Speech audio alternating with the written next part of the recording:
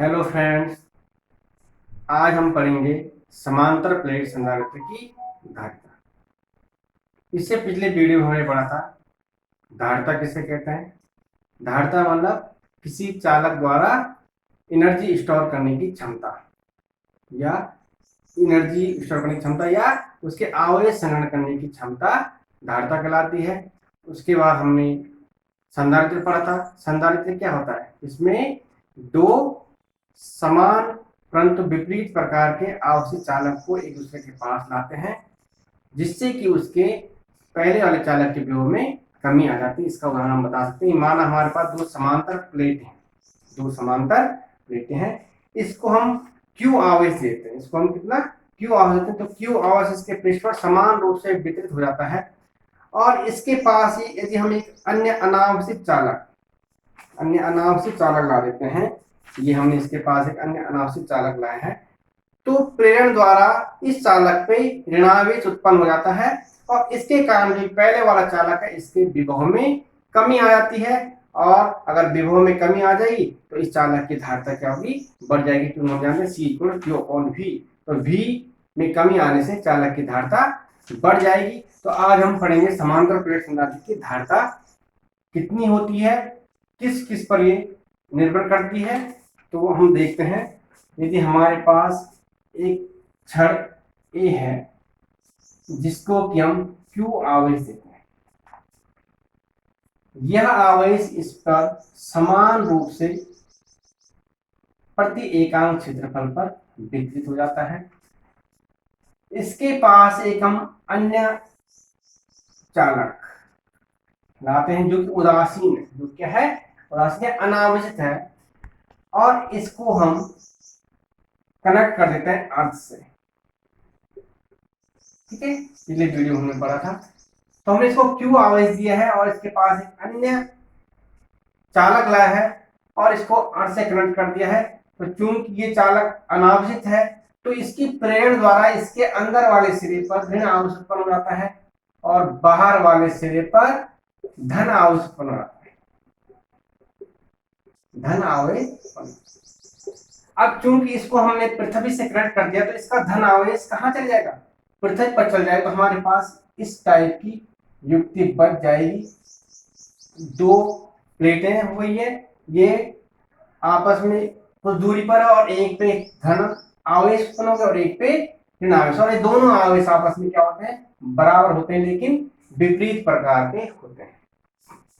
तो ये युक्ति क्या कहलाती है? हमारी संधारित्र कहलाती है, जिसमें दो समांतर चालक एक दूसरे से कुछ दूरी पर स्थित होते हैं। माना इनके बीच की दूरी हम मान लेते हैं स्मॉल डी है, इनके बीच की दूरी स्मॉल डी है, और हमने ज्ञात करना है इस संधारित्र की धारिता। इस संधारित्र की धारिता, तो माना इस संधारित्र की धारिता C है, तो C बराबर क्या होता है? Q/V। C बराबर Q/V। इसका विभव V है, इसको आवेश Q दिया, Q देने से इसका आवेश में V विभव की वृद्धि होता है। C=Q/V। अब हमारे पास Q हमें मालूम है। अब हम इस चालक पर कितना विभव है उसको अगर ज्ञात कर दें तो उसके मान को इसमें रखें तो हमारे पास धारिता का मान मालूम हो जाएगा। तो धारिता का मान मालूम करने के लिए सबसे पहले हमें देखिए, क्योंकि हमने इस प्लेट को Q आवेश दिया है और एक Q आवेश पर समान रूप से इसके प्रति एकांक क्षेत्रफल पर वितरित हो गया है। माना प्रति एकांक क्षेत्रफल पर वितरित आवेश सिग्मा है। ठीक है, और जो ये प्लेटें हैं इनका क्षेत्रफल है A। इनका क्षेत्रफल क्या है? A है। ठीक है, हमारे पास जो प्लेट है इनका क्षेत्रफल A है और इसके प्रति एकांक क्षेत्रफल पर वितरित आवेश क्या है? सिग्मा है। तो हम जानते हैं विभव के अनुसार विभव क्या होता है? दूरी के आगे आगे विभव क्या घटता जाता है। जैसे हम आवेश से दूर होंगे विभव घटता जाता है। V आपने फॉर्मूला पढ़ा था इससे पहले, वैद्युत क्षेत्र की तीव्रता E बराबर होता है, E बराबर होता है, यहीं पर लिख देता हूं, वैद्युत क्षेत्र की तीव्रता E बराबर dV/dr। ठीक है, ये हमने पढ़ा था इससे पहले। तो V बराबर क्या हो जाएगा इससे? तो V बराबर हो जाएगा E इंटू डी आर, मतलब difference. V E into D, v equal to E into D, D मतलब दोनों के बीच की दूरी। तो अब हम देखेंगे v, या हमारे पास दो समांतर प्लेटें हैं, अब इनके बीच वैद्युत क्षेत्र कितना होगा, ये हमने गॉस थ्योरम के अनुप्रयोग में पढ़ा था।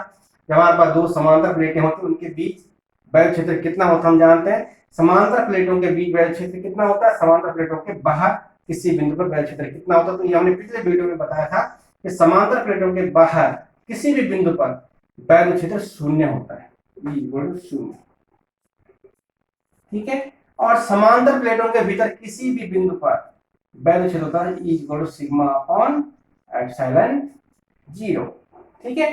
तो ये E है समांतर प्लेटों के भीतर वैद्युत क्षेत्र, तो E का मान कितना आ गया, sigma upon epsilon zero into D, ठीक है। ये हमारे पास V का मान आ गया। अब हम देखते हैं सिग्मा बराबर क्या होता है। सिग्मा हमारे पास क्या है, प्रति एकांक क्षेत्रफल पर आवेशों का वितरण, मतलब हमारे पास प्लेट का आवेश कितना है, पूरी प्लेट पर आवेश है क्यू एक्स वितरण है, और प्लेट का क्षेत्रफल कितना है, ए है। तो सिग्मा बराबर क्या हो जाएगा, सिग्मा बराबर हो जाएगा क्यू बटे ए। तो हमारे पास आ गया v equal to Q D बटे A epsilon zero, Q D A epsilon zero, क्योंकि यहाँ पर लिखते हैं क्योंकि sigma is equal to Q upon A, प्रति एकांक क्षेत्रफल पर वितरित आवेश। अब हम v का मान कहाँ रख सकते हैं, समीकरण 1 में। तो लिखेंगे v का मान समीकरण 1 में रखने पर c इक्वल हो जाएगा आपका q upon Q D upon A epsilon zero, q से q कट गया, ए एप्सिलॉन जीरो ऊपर चल जाएगा, तो c equal to epsilon zero A बटे डी। ये आपका समांतर प्लेट संधारित्र की धारिता का सूत्र आगे है। अब हम देखते हैं किस किन कारणों पर निर्भर करता है। देखिए ए मींस प्लेट का क्षेत्रफल, सी किसके समानुपाती है, प्लेट के क्षेत्रफल के समानुपाती, मतलब प्लेटें जितनी बड़ी होगी आपका धारिता उतनी ही अधिक होगी, उस चालक की धारिता उतनी अधिक होगी, और उनके बीच की दूरी जितनी कम होगी, क्योंकि इनवर्स प्रोपोर्शनल है, तो बीच की दूरी जितनी कम होगी धारिता उतनी ही ज्यादा होगी, और दूरी जितनी ज्यादा होगी धारिता उतनी ही कम होगी। और ये इसके बीच के माध्यम पर भी निर्भर करता है, एप्सिलॉन जीरो बीच के माध्यम पर भी निर्भर करता है। तो c इक्वल एप्सिलॉन जीरो ए अपॉन डी, यह आपका समांतर प्लेट संधारित्र की धारिता का सूत्र है। उम्मीद है आपकी समझ में आएगा। धन्यवाद।